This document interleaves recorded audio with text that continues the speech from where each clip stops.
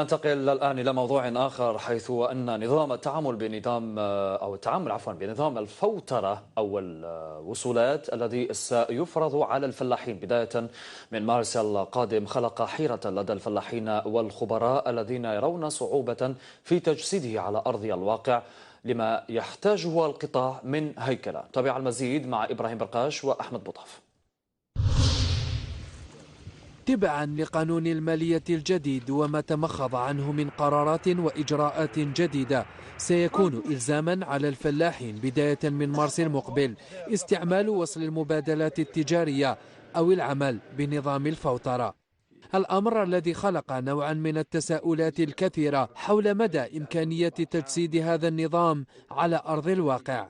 احنا ما نشرب، لكن الفوترة هل تجي من عند الفلاح اللي هو ما عندوش إمكانية ويتعامل مع الأسواق ويتعامل مع الغير ويتعامل مع الناس اللي هم أكثر هراء يعني منه يعني بصعوبة.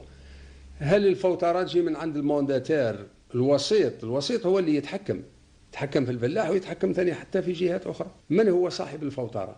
على الأقل نظام الفوترة هذا هنا ماهوش كما رمضان قال قدوة تصوم وقدوة تنتهي.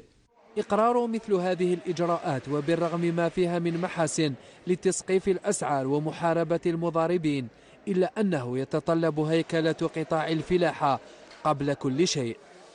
هو الإجراء بالنسبة للمستهلك يعني شيء جميل، يعني باش نعرفوا لا تراسابيليتي تاع لو برودوي منين يخرج من المستثمر حتى يلحق يعني للسوق. ولكن التطبيق تاعها راني نقول لك يعني ما تقدرش تكون يعني بطريقة سهلة، لأن راني قلت لك الفلاح دائما عنده تخوف من الأوراق الرسمية هذه وخاصة من الضرائب.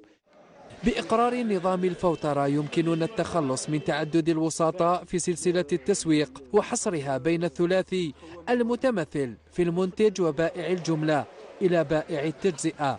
لكن السؤال المطروح، هل الفلاح الجزائري لديه ثقافة التعامل بالفاتورة؟